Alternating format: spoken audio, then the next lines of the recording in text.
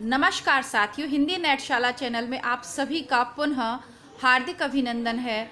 हम पढ़ रहे हैं हिंदी साहित्य और संवेदना का विकास बुक। इसके लेखक हैं रामस्वरूप चतुर्वेदी। इसके अंतर्गत आज यह हमारी 5वीं क्लास रहेगी।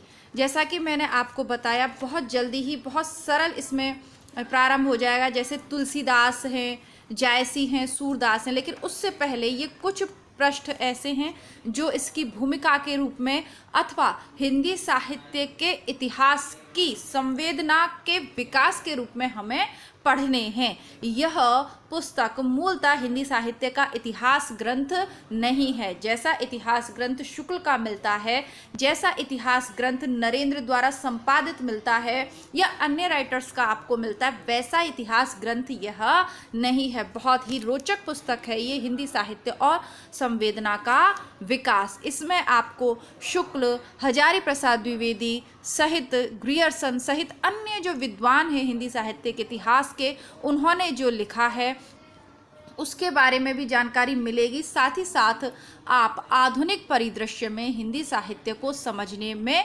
सक्षम होंगे। तो आइए इस पुस्तक को आज प्रारंभ करते हैं। आज से मतलब प्रारंभ तो हो चुकी है 4 क्लासेस पहले। आज इसको बीच में आपके कुछ दिन के गैप हो गया था, आपकी वीडियो नहीं आ पा रहे थे, तो इसको पुनः हम प्रारंभ करते हैं और बहुत ही जल्दी इसे हम पूरा कर लेंगे। थोड़ा सा आपको समझाने का ज़्यादा प्रयास मैं इसलिए करती हूँ क्योंकि अगर ये प्रारंभिक 4-5 पृष्ठ आपको समझ में आ गए तो बाकी तो फिर बहुत ही ईजी है। चलिए बातें कम करते हैं, कक्षा को प्रारंभ करते हैं। अन्य बातें वीडियो के मध्य में हम करेंगे परीक्षा उपयोगी। यह एक रोचक तथ्य है कि बहुत कुछ इसकी समानांतर स्थिति आधुनिक काल के आरंभिक चरणों में मिलती है। अब देखिए, मैं पूरा आपको ये भाषा वाला टॉपिक चल रहा है तो ग्रियर्सन भी आएगा। हिंदी साहित्य का नामकरण और हिंदी साहित्य का काल विभाजन टॉपिक से हिंदी साहित्य का इतिहास प्रारंभ होता है। लेकिन उससे पहले भी समस्या ये आती है कि हिंदी साहित्य का प्रारंभ कहाँ से माना जाए, किन किन भाषाओं का हुआ। तो इसमें हिंदी साहित्य की भाषा आदिकाल, उससे पूर्व आदिकाल में कैसी रही, भक्ति काल में कैसी रही, रीति काल में कैसी रही और आधुनिक काल के किन लेखकों की कैसी भाषा रही, कौन से क्षेत्र में वो जन्मे थे, कुल मिलाकर अब तक का हिंदी साहित्य के भाषा का विकास और उसकी क्या संवेदना रही, भारतीय जनमानस का उस पर क्या प्रभाव पड़ा, पूरी तरह से इस पुस्तक के माध्यम से आप समझ पाएंगे। अलग अलग तो आपने पढ़ लिया, अब सबको सम्यक रूप में आप देखिए, विस्तार को एक सरल रूप में आप यहाँ देखेंगे। तो यदि पूर्व के वीडियो नहीं देखे हैं, पहली बार चैनल पे हैं, तो समझने के लिए वो चारों कक्षाएं देख लीजिए। चारों नहीं तो लास्ट की 2 देखिए, तीसरी और चौथी कक्षा जब क्रमबद्ध रूप से पढ़ेंगे। देखिए, ये पुस्तक में आगे जो टॉपिक आएंगे, तुलसी को पहले पढ़ लो, सूर को, वो एक अलग बात है। लेकिन हम हिंदी साहित्य का इतिहास पढ़ रहे हैं तो थोड़ा क्रमबद्ध रूप से चलना पड़ेगा। ये क्योंकि आप नए हैं, पहली बार वीडियो देख रहे हैं, तो सोचेंगे कि कौन से मतलब इससे पूर्व में क्या हुआ, तो वो प्लेलिस्ट में क्रमबद्ध रूप से मिल जाएगा। डिस्क्रिप्शन बॉक्स में मैं लिंक भी दे दूंगी। यह एक रोचक तथ्य है कि बहुत कुछ इसकी समानांतर स्थिति आधुनिक काल के आरंभिक चरणों में मिलती है। इस काल में काव्य भाषा एक बार फिर खड़ी बोली के आधार पर विकसित हुई, पर इस समय के अधिकांश लेखक गैर खड़ी बोली क्षेत्रों के हैं। संख्या में सबसे अधिक बड़े लेखक भोजपुरी क्षेत्र के मिलेंगे। कौन कौन है भोजपुरी के आधुनिक काल में? सबसे पहले तो भारतेंदु, फिर द्विवेदी युग के हरिओद, छायावाद में फिर प्रसाद, प्रेमचंद युग में प्रेमचंद, रामचंद्र शुक्ल, हजारी प्रसाद द्विवेदी, दिनकर, रेणु, ये सब पूर्व के साकीन हैं, पूर्व के ये महत्वशाली लोग हैं जिनकी ओर मीर साहब तो पीठ करके बैठ जाते। मैथिली शरण गुप्त, वृंदावन लाल वर्मा बुंदेली क्षेत्र के हैं। सुमित्रानंदन पंत कुमायूनी के और महावीर प्रसाद द्विवेदी, निराला, भगवती चरण वर्मा तथा बच्चन अवधी क्षेत्र के हैं। ब्रजभाषा क्षेत्र की प्रतिनिधि महादेवी वर्मा हैं और ठेठ खड़ी बोली क्षेत्र से सिर्फ जैनेन्द्र कुमार आते हैं। अज्ञे का जन्म तो भोजपुरी क्षेत्र में हुआ, यद्यपि उनकी मातृभाषा पंजाबी ही कही जाएगी, पालन पोषण वहाँ हुआ है। आदिकाल और आधुनिक काल के बीच भाषिक परिस्थितियों का यह साम्य एक विलक्षण संयोग है। यदि अब आप जान गए ना, इतने सारे लेखकों के बारे में आपने जान लिया कि कौन सा लेखक भारत के किस क्षेत्र में पैदा हुआ, क्षेत्र अलग अलग रहे, लेकिन इन्होंने आधुनिक काल में रचना के लिए कौन सी भाषा को चुना? खड़ी बोली हिंदी को चुना। यही हमारी विविधता में एकता, ये विशेषता भी है। उसके कारण है, आगे समझेंगे। यदि कई सौ वर्षों बाद कोई इस काल में हिंदी साहित्य का इतिहास लिखने बैठे तो शायद उसे भी हजारी प्रसाद द्विवेदी की तरह इस समस्या से टकराना होगा कि आखिर खड़ी बोली पर आधारित काव्य भाषा के परिदृश्य में ये खड़ी बोली के अपने घर के ही सारे लेखक कहाँ चले गए। कहने का तात्पर्य है कि भारतवर्ष के जब अन्य प्रांतों के लेखक खड़ी बोली में रचना कर रहे हैं, तो जो खड़ी बोली का क्षेत्र है ना, कौन सा वाला जिसे आप मेरठ और दिल्ली के आसपास का क्षेत्र कहते हैं, वो लेखक कहाँ चले गए? उन्होंने क्यों नहीं अपनी भाषा में रचना की? ये समस्या किसको आई? हजारी प्रसाद द्विवेदी को आई, जब वो अपने ग्रंथ लिख रहे थे। 3 फेमस किताबें हैं इनकी, हिंदी साहित्य का आदिकाल, हिंदी साहित्य की भूमिका और मध्यकाल वाली जो है ना, तो ये 3 इनकी फेमस बुक्स हैं। तो तब इनको ये समस्या आई। अब ये कौन सोच पाता है? जो सम्यक दृष्टि लेके चले। हम और आपके मन में तो ये प्रश्न इतनी जल्दी नहीं आएगा, क्योंकि हम किस लिए पढ़ रहे हैं? हम परीक्षा की तैयारी के लिए पढ़ रहे हैं। हमारा उद्देश्य क्या है? हमारा उद्देश्य ये है कि इस बुक में से प्रश्न आए और उसे हम कर पाएँ। लेकिन जो लोग विद्वान बनने के लिए पढ़ते हैं, जो ज्ञान अर्जन के लिए पढ़ते हैं, उनके मन में इस तरीके के सवाल आते हैं कि जब इतने सारे, क्योंकि हम तो सोचते नहीं है कौन सा लेखक किस क्षेत्र से था, ज़्यादा से ज़्यादा मुख्य राइटर्स की जन्म याद कर लेते हैं। क्यों? क्योंकि वो परीक्षा में पूछे जाएंगे। तो इसीलिए मैंने कहा थोड़ी सी आपका जो ज्ञान का विस्तार है ना, जो अब तक आप जानते हो, उससे थोड़ा सा क्या बहुत कुछ वृद्धि हो जाएगी यदि आप सही से पढ़ेंगे। तो यह इस चकराने वाली स्थिति की तब तक चलती व्याख्या यही हो सकती है कि पार्श्ववर्ती क्षेत्र जब केंद्र की ओर उन्मुख रहते हैं तो केंद्र में अपनी सक्रियता कम हो जाती है। साइंस का नियम है। भाषिक संदर्भ में से यूं कहा जा सकता है कि समूचा हिंदी क्षेत्र आधुनिक आर्य भाषा काल के आरंभ से ही शायद बहुत कुछ अपने विस्तार के कारण द्विभाषा भाषी या एक बोली तथा एक भाषा भाषी रहा है। अपने पारिवारिक सीमित संदर्भ में वह अपनी क्षेत्रीय बोली का प्रयोग करता है। परिवार में हम कौन सी भाषा, जो हमारी क्षेत्रीय बोली होती है उसे ही तो बोलते हैं हम। लेकिन पूरे हिंदी क्षेत्र में संप्रेषण के लिए वह उस काल की मध्य देशीय शिष्ट भाषा व्यवहृत करता है। मध्य देशीय यानी केंद्र वाली जो भाषा है। जैसा देखा ना आपने, मानक भाषा कौन सी है? खड़ी बोली। हम सब अपने अपने क्षेत्रों में, राजस्थान वाले में भी बहुत सारे हैं, मारवाड़ी, ढूंढाड़ी, मेवाती, इधर उत्तर प्रदेश में भी बहुत क्षेत्र है। तो जब हम अपने घर जाएंगे, अपने क्षेत्र में जाएंगे तो अपनी क्षेत्रीय भाषा बोलते हैं। लेकिन जब हम बाहर जाते हैं, अपने क्षेत्र से बाहर जाते हैं और हमें बहुत सारे लोगों से कम्युनिकेट करना होता है, तब हम खड़ी बोली का प्रयोग करते हैं, क्योंकि शिष्ट भाषा है। तो ऐसा ही उस काल में रहा। इसीलिए कविता क्षेत्रीय, इसीलिए क्या हुआ कि खड़ी बोली क्षेत्र के लेखक कविता तो नहीं कर रहे थे, लेकिन अन्य क्षेत्र के लेखकों ने खड़ी बोली में ही कविता की, क्योंकि वो शिष्ट भाषा समझी जा रही थी। यह मध्य देशीय शिष्ट भाषा आरंभ में खड़ी बोली प्लस ब्रज का मिला जुला रूप थी। कौन सी थी? खड़ी बोली प्लस ब्रज का। हाँ, आपने भारतेंदु काल का जब विकास होता है ना, उसके बाद द्विवेदी युग में धीरे धीरे भारतेंदु का अंत हो रहा है, द्विवेदी युग का प्रारंभ हो रहा है। तो क्या हो रहा है? काव्य की भाषा ब्रज भाषा से खड़ी बोली में परिवर्तित हो रही है। द्विवेदी युग में तो पूरी तरीके से खड़ी बोली हो गई थी काव्य की भाषा, लेकिन भारतेंदु युग तक तो ये था कि पद्य अर्थात कविता ब्रज में चल रही थी, गद्य चल रहा था हमारा खड़ी बोली में। तो ये वही बात है कि आरंभ में कैसा था? ब्रज और खड़ी बोली का मिला जुला रूप थी। यह आपको नहीं पढ़ना है मंगी भैया, या पढ़ाई की बात हो रही है, खाने की बात नहीं हो रही है। देखिए, अब मैं जोर जोर से बोल रही हूँ तो इसको मालूम चल गया कि ये आ गई है। ये देखिए, आपको मैं दिखाऊं, ये देखिए, ये इसको लग रहा है पड़ोसी की छत पे बैठा, इसको लग रहा है कि मैं इसको आवाज़ दे रही हूँ खाने के लिए, है ना। और एक्चुअली नीचे भी बच्चे शोर कर रहे हैं, पर इसी चक्कर में क्या है कि आपकी क्लासेस नहीं आ पाती, फिर आप लोग कमेंट करते हो कि मैम ये बुक पूरी करवा दो, और फिर मैंने कोई काम शुरू किया तो उसे पूरा तो करवाना ही है, इसलिए थोड़ा बहुत डिस्टर्बेंस चलेगा। लेकिन खूब मैं चीख चीख के पढ़ाती हूँ, यानी जितनी तेज़ मेरे से आवाज़ हो जाती है उतना मैं पढ़ाती हूँ, ताकि अन्य आवाज़ें आप तक ना पहुँच पाएँ। आगे बढ़ते हैं। इस प्रक्रिया में हिंदी क्षेत्र का रचनाकार जिस परिनिष्ठित भाषा का व्यवहार करता है, वह एक ओर उसकी मातृभाषा सदृश्य है और दूसरी ओर किसी सीमा तक अर्जित और सीखी हुई भी। तब एक काल में सक्रिय रचनाकारों में स्वभावतः उस कोटि के लेखक संख्या में अधिक होंगे जो विविध बोली क्षेत्रों से संबंधित हैं, पर काव्य भाषा के रूप में एक मानक भाषा में लिखते हैं। इससे एक और हिंदी के स्वरूप में वैविध्य की समृद्धि होती है, तो दूसरी ओर व्याकरणिक अस्थिरता की समस्या भी वहाँ सबसे अधिक है। क्यों आएगी? क्योंकि भाई है तो अलग अलग क्षेत्रों से, ठीक है। तो अब हर बोली का अपना एक टोन होता है, एक तरीका होता है, एक व्याकरण होती है, तो फिर सबकी अलग अलग हो गई, तो ये समस्या आई। ये हम पढ़ रहे हैं आदिकाल वैविध्य की स्थिति, है ना। आदिकाल के संदर्भ में ये अपनी संवेदना व्यक्त कर रहे हैं, मतलब संवेदना अपने विचार व्यक्त कर रहे हैं। क्या हुआ? हिंदी का यह बहुरूपी स्वरूप आधुनिक आदिकाल से, मतलब आप वो वाला आदिकाल नहीं समझिएगा यहाँ पर, चलिए इसको फिर देखेंगे, आगे बढ़ते हैं। हिंदी का यह बहुरूपी स्वरूप आधुनिक भारतीय आर्य भाषाओं के संदर्भ में अतुलनीय है। बंगला की बोली और बंगला भाषा अथवा मराठी की बोली और मराठी भाषा के बीच उस कोटि का अंतर नहीं है जैसा ब्रज भाषा और मानक खड़ी बोली या हिंदी और भोजपुरी या मानक खड़ी बोली और हिंदी के बीच है।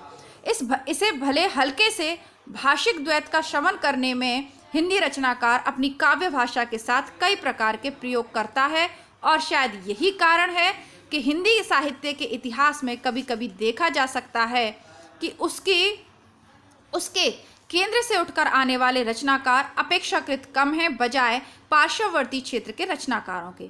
छायावादी काव्य आंदोलन में जैसा संकेत किया गया है, हिंदी क्षेत्र की 4 बोलियां भोजपुरी, अवधी, कुमायूनी और ब्रज का संस्कार सक्रिय रहा। क्यों? क्योंकि ये जो चारों इसके राइटर हैं, जिन्हें आप छायावाद के 4 स्तंभ कहते हैं, वो इस क्षेत्र के हैं। निराला, प्रसाद, आपके पंत और ब्रज की महादेवी वर्मा, ये संस्कार इनके सक्रिय रहेंगे, जबकि ठेठ खड़ी बोली क्षेत्र का कोई कभी इसमें प्रमुखता पा ही नहीं सका। वैसे ही हिंदी के आरंभिक काल में पश्चिम से, अब आरंभिक काल यानी आदिकाल, तो हिंदी के आरंभिक काल, अब आप आदिकाल की बात करेंगे। आदिकाल में पश्चिम से जैन और रासो काव्यों का रूप उभरा। जैन और रासो कहाँ से आए? ये पूरब, ये पश्चिम, ये उत्तर, ये दक्षिण, इस तरीके से आप करते हैं। तो पश्चिम से कौन आ रहे हैं? जैन और रासो। पूरब से सिद्धों के गीत और बाद में विद्यापति के पदों का। नाथ कवि पूरे हिंदी क्षेत्र में और उसके बाहर भी बहते पानी की तरह रमते रहे। हिंदी संवेदना का विकास इस भाषिक और जनपदीय विस्तार तथा वैविध्य से घनिष्ठ संबंध है। तो भाषा का क्षेत्र के साथ संबंध यहाँ पर इस टॉपिक के अंतर्गत रामस्वरूप चतुर्वेदी जी हमें समझा रहे हैं। आगे हम पढ़ते हैं, दूसरा कारण क्या है। यह वैविध्य एक कारण है। यह वैविध्य एक कारण है जिससे हम पाते हैं कि हिंदी संवेदना सीधे सरल रूप में बहुत कम विकसित हुई। क्यों? क्योंकि जब इतने सारे लोगों को, देखिए, एक व्यक्ति जो आपके क्षेत्र का है, आपकी भाषा बोलता है, उसके साथ सामंजस्य बैठा पाएंगे ना आप। लेकिन भारतवर्ष के अलग अलग क्षेत्रों से अलग अलग भाषा वाले लोग यदि एक जगह इकट्ठे हो जाएं तो थोड़ी सी कठिनता तो होगी ना, थोड़ी सी नहीं, बहुत कठिनता होगी, बहुत गड़बड़ झाला होगा। इसको देखते हैं। यह वैविध्य एक कारण है जिससे हम पाते हैं कि हिंदी संवेदना सीधे सरल रूप में बहुत कम विकसित हुई। आदिकालीन कवि धार्मिकता और ऐहिकता होती है संसारिकता, वीर और श्रृंगार, ईश्वर और मनुष्यत्व के द्वंद्वों का समाहार करने में संलग्न दिखाई देता है, और यह समाहार अंतहीन प्रक्रिया है। आधुनिक काल तक आते आते कवि इसे बखूबी समझता है। द्वंद्वों का उद्गम तो सदैव शाश्वत रहता, वह एक मंत्र। अंतर्द्वंद्वों से जूझते जिस भारतीय मानस की बात आरंभ में कही गई थी, हिंदी का कवि उसका बहुत अच्छा उदाहरण पेश करता दिखता है। भारतीय संस्कृति सामासिक है क्योंकि उसके विकास में अनेक जातीय तत्व घुल मिल गए हैं। हिंदी भाषा, साहित्य और संस्कृति की प्रकृति सामासिक है। संस्कृति, साहित्य और भाषा सबकी प्रकृति कैसी है? सामासिक है, क्योंकि वहाँ कई जनपदों की बोलियां और क्षेत्रीय विशेषताएं समरस हुई हैं। वैविध्य और समरसता जैसे यही इस पूरी सांस्कृतिक विकास प्रक्रिया के मूल स्रोत हैं। तो रामस्वरूप चतुर्वेदी जी ने सांस्कृतिक विकास प्रक्रिया का मूल सूत्र किसे माना है? वैविध्य और समरसता, यानी विविधता में एकता। सरल शब्दों में वैविध्य, विविधता, समरसता, एकता। अब आदिकालीन साहित्य के बारे में ये क्या लिख रहे हैं? आदिकालीन साहित्य में वैविध्य भरपूर है। किस चीज का वैविध्य है? मतलब विविधता किस चीज की है? विषयों का, काव्य रूपों का, काव्य भाषा के आधार रूपों का, पर समरसता की प्रक्रिया उत्तरोत्तर सूक्ष्म स्तरों पर बैठती गई है। विचारों, बोलियों और वानियों से आरंभ होकर वह रचनात्मक परिकल्पना तक उतरी है। आधुनिक काल में प्रसाद की कामायनी और निराला के तुलसीदास में एक जगह समरसता श्रद्धा और ईड़ा की टकराहट में से उपजती है, तो दूसरी जगह कवि की प्रिया रत्नावली ही सहसा तुलसी की दृष्टि में माता भारती का रूप ग्रहण कर लेती है। तुलसीदास किसकी फेमस कविता है? निराला की। और प्रसाद की कामायनी सभी जानते होंगे, कामायनी के जितने सर्ग आपके पेपर में लगे हुए हों हम पढ़ चुके हैं इस पे। श्रद्धा और ईड़ा रत्नावली तुलसीदास की, तुलसीदास की पत्नी थी, निराला ने इसको लिखा है। और भारती एक दूसरे से टकराती हुई क्रमशः कवि दृष्टि को सूक्ष्म और समरस बनाती हैं। तो अब सिद्ध कवि सरहपा के बारे में आप यहाँ पर देखेंगे, सिद्ध कवि सरहपा के बारे में क्या विचार है।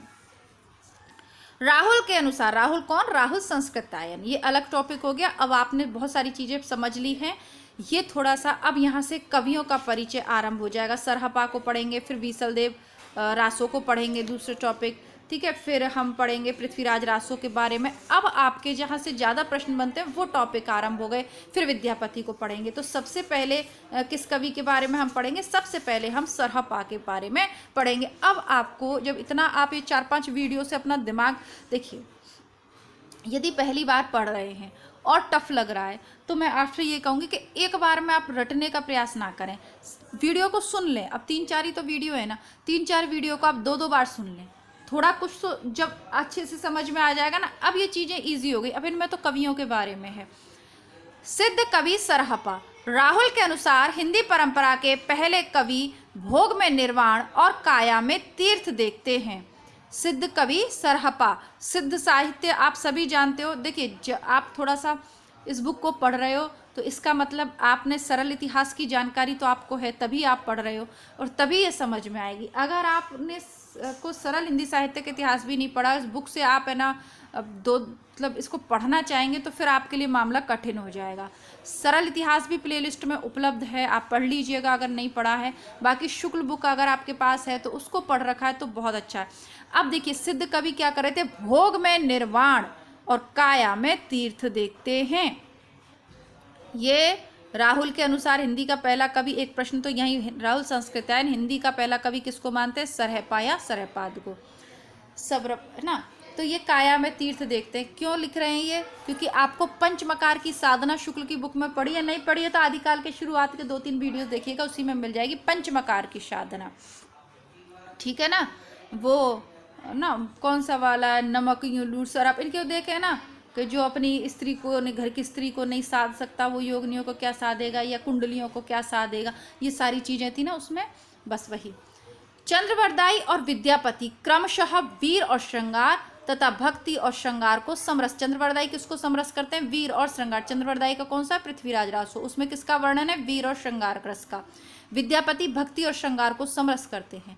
नाथ परंपरा राजाओं को योगी बनाती चलती है, क्योंकि तांबा तुम्बा ये दो सूचा, राजा ही ते जोगी ऊंचा, तांबा डूबे तुम्बा तेरे, जीवे जोगी राजा मरे। चरपटनाथ जी की शब्दी है। ऐसे में अपेक्षाकृत सीधा सरल दृष्टिकोण जैन कवियों का है। सिद्ध क्या कर रहे हैं? सिद्ध तो कह रहे हैं भोग में निर्वाण है और काया में तीर्थ देखो। नाथ उल्टी बात कह रहे हैं। नाथ क्या कह रहे हैं कि जोगी सबसे बड़ा है, राजा कुछ नहीं है। लेकिन जैन वाले ठीक ठाक मध्यम मार्ग अपना लेते हैं। क्या कहते हैं? सीधा सरल दृष्टिकोण जैन कवियों का है, जो अपनी धर्म साधना में किसी अन्य तत्व को नहीं मिलाते।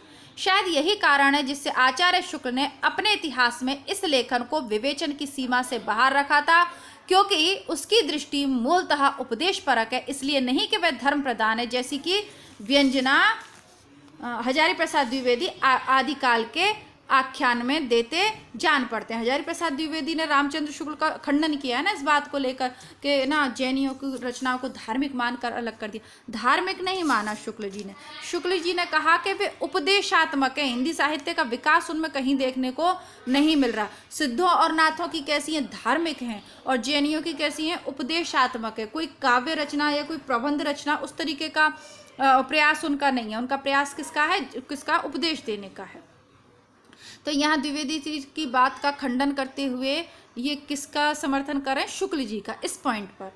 आगे, रहस्य, कर्मकांड और मंत्र की आदिकालीन अविभक्त मनोदशा जब कुछ थिराती है तो कवि के लिए पहली समस्या यही है कि वह यथार्थ के विविध द्वंद्वों में उलझकर उन्हें अंदर से समझने की कोशिश करे। धर्म और ऐहिकता, वीर और श्रृंगार, भक्ति और श्रृंगार के द्वंद्व में से सिद्धनाथों की वाणियाँ, विविध रासों काव्य और विद्यापति के पद जन्मते हैं। आदिकालीन साहित्य का यह परिदृश्य जितना सच्चा है उतना ऐतिहासिक भी। कवि का काम यदि दुनिया में ईश्वर के कामों को न्यायोचित ठहराना। अब ये पंक्ति कहाँ से ली है, मैं आपको कहती हूँ, शुक्ल को आप पढ़िएगा, है ना, थोड़ा सा शुक्ल को पढ़िएगा। ये शुक्ल की पंक्तियाँ है ना, ये शुक्ल की नहीं, ये शुक्ल की पंक्तियाँ नहीं है, ये इन्हीं की, देखिए ये इन्होंने ये इन्हीं की पंक्तियाँ हैं।